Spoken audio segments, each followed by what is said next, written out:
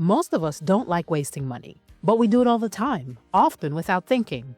Advertisers and marketers are experts at convincing us we need things we don't. Social media plays a crucial role, and so does the myth that spending more equals living better. But here's the truth.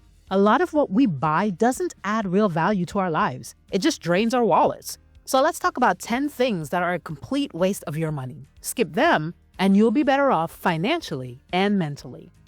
Number 1, brand name items. Brand loyalty can be expensive and often pointless. From paper towels to shoes, you're paying a premium for a name, not necessarily better performance. For example, you may be able to get a pair of comfortable and reliable non-branded sneakers for $50, but people still pay 30 to 50% more for the trusted Jordan name. It's the same with bottled water. Brands like Evian or Fiji cost up to 10 times more than generic options, yet the water often comes from similar sources. The difference? A fancy label. Even when it comes to clothing basics like socks, undershirts, or plain hoodies, big-name brands rarely justify their inflated price tags with quality. Make it a habit to compare unit prices, ingredients, and materials, particularly when you're talking about things like groceries. Try the store-branded version of your usual staples. If there's no noticeable difference, make a switch. Your budget just might thank you. You could go out and buy those nice shoes from Gucci or Prada, but if you're someone who wants to get better with their money and build wealth, then the opportunity to save can help you put those extra dollars into paying off that credit card, saving into your emergency fund, or investing into your retirement accounts.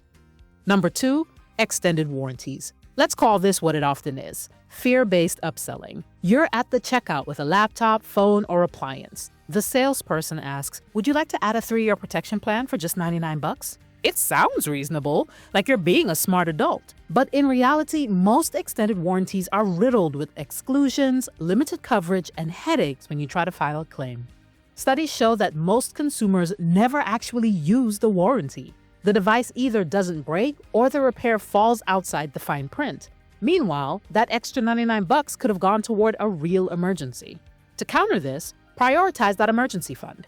If your dishwasher or washing machine breaks, that's the entire reason for that fund. Take the time to build those cash reserves up, and if you do encounter an appliance that breaks or a lost phone, you can replace it or have it fixed without much fuss.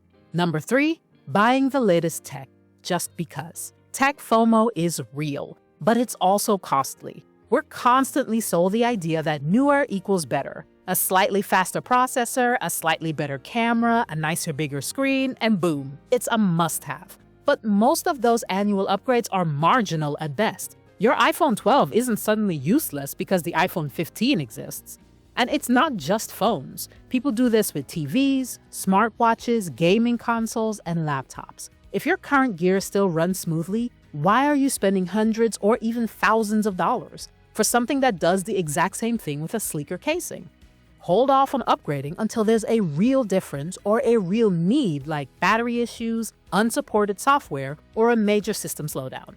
And when you do upgrade, sell or trade in your old gear to offset the cost. Remember, it's never just the tech. You buy a new phone, and then you need a new case, and then you need a new holder in your car. These items always seem to have additional accessories that need to accompany it. So be careful and mindful of what you'll need to spend your money on. Number 4, lottery tickets and gambling. The lottery is a tax on people who are bad at math. Harsh, but true. Your odds of winning a major jackpot like the Powerball are roughly 1 in 292 million. You're statistically more likely to be struck by lightning twice, yet millions of people spend hundreds, sometimes thousands of dollars a year chasing that fantasy win. And we get it. We've all had that dream of matching those numbers and winning millions. We've thought about how we'd spend $10 million. But at the end of the day, buying lottery tickets is a waste of money. Scratch-offs, daily draws, casino trips, sports betting apps, it all adds up. And most people don't track it because the amounts feel small. A ticket here, a $10 bet there. But over time, it becomes a steady leak. Gambling is designed to keep you hooked. Casinos and betting platforms use psychology, flashing lights, near misses, variable rewards to make losing feel like almost winning. It's not just risky, the system is rigged. If you want excitement, try investing. It has ups and downs too, but at least it builds wealth over time. Want entertainment? Budget a small amount for fun with the understanding it's money you'll probably never see again. Just don't convince yourself gambling is a strategy, because it's not. Number 5, subscription overload. The subscription model is sneaky because it drains your expenses subtly. You might only start off with 1 or 2 services like Netflix or Spotify. Then comes meal kits, cloud storage, fitness apps, meditation apps, Amazon Prime, and a half dozen random trial offers you forgot to cancel. Before you know it, you're paying $200 a month for stuff you barely use. And one of the biggest reasons this works is because you're only being charged $15 a month or $25. Companies love this model because it's passive. They get your money whether you remember the service or not, and the cost is never so big for one service that it pings on your radar. To counter this, do a subscription audit every 6 to 12 months. Log into your bank or credit card account and look at every recurring charge. Ask yourself, do I still use this? Do I need this? Could I replace it with something free or cheaper? Many of us have multiple of the same types of services like Hulu, Netflix, Paramount, and Peacock. But in reality, we only really use 1 or 2 of them. Cancel everything else ruthlessly.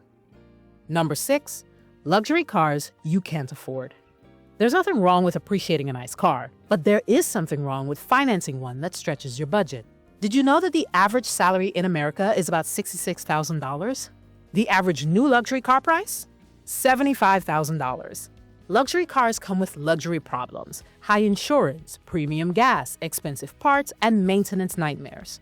Unless you're genuinely wealthy, buying or leasing a high-end vehicle is often a vanity move that wrecks your cash flow. And if you think a flashy car makes you look successful, it might, briefly, but real success is living below your means and not trying to impress people by what you drive. For most families, their car is one of the largest debts they may have. The best way to mitigate this cost is to buy used. Aim for a reliable, fuel-efficient model with a good reputation for longevity. And remember, a car is a tool to get you from A to B. It's not a status symbol. Number 7, eating out. Yes, including those fancy coffees. We all know restaurant food costs more than home cooking, but most people still underestimate just how much eating out drains their bank account, especially when it becomes a regular, unconscious habit. It's not just the $6 coffee anymore. It's the $18 casual lunch or the $50 dinner just because we're tired. Or it's the $25 delivery when there's food at home. Add in delivery fees, service charges, tips, and inflated menu prices, and it's easy to blow $300 to $600 a month or more without even realizing it. You're not just paying for food, you're paying for convenience, ambiance, and someone else to do the work. That's fine, sometimes, but if it's your default, not an occasional treat, it's wrecking your budget. Worse, it can become mindless. You're not even enjoying it. You're eating in your car between errands. You're scrolling your phone while downing delivery food on the couch. That's not indulgence, that's just autopilot. Food is one of your big 3 expenses after home and transportation costs. But it is the easiest of the big 3 to change. Start tracking how often you eat out and what it costs over a full month because the number might shock you. Then make some rules.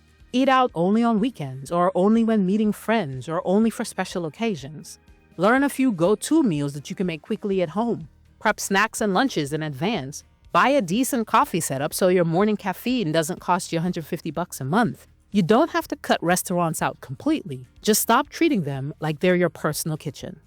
Number 8, trendy fashion. That $32 t-shirt from your favorite influencer's online store? It probably won't last through 10 washes. Fast fashion thrives on impulse buys and microtrends, and there's no better seller than that personality online that you follow. Social media is specifically designed so that you end up buying more often. And because fashion changes so quickly, you typically end up throwing away or outgrowing most of it. Your closet gets packed, your style stays inconsistent, and your money goes out the door with every seasonal drop. Build a capsule wardrobe mindset. Buy versatile, well-made pieces that you actually love to wear and that you can wear year-round. Take care of how much money you're spending and stop buying clothes just in case. Buy for your real life, not a hypothetical one. Number 9, trendy health products or machines. The wellness industry is worth billions, and it thrives on selling fake hope. Detox teas, magic weight loss gummies, alkaline water, collagen drinks. Most of it is pseudoscience dressed up with sleek packaging and influencer endorsements. These products rarely work, and if they do anything, it's marginal. They prey on insecurity and the belief that health can be bought in a bottle or with a shortcut. On the other side, So many of us will spend thousands of dollars on fitness equipment that just ends up in our basement or tucked into the side of a room, unplugged and unused, collecting dust. We know that health is wealth, and most of us know the basics of living a healthier life. Walk and move more, reduce alcohol intake, eat more whole foods, and hydrate. No, it's not sexy, but it's what works. Spend your money on quality groceries or a gym membership, not hope. And if you are going to buy those fitness machines, ensure you use them. Number 10, keeping up with the Joneses. This is the biggest waste of them all, and it's as mental as much as it is financial. When you spend money to keep up appearances, you lose control of your priorities. You're chasing someone else's definition of success. You buy things to signal wealth, even if it means racking up debt or losing sleep over bills.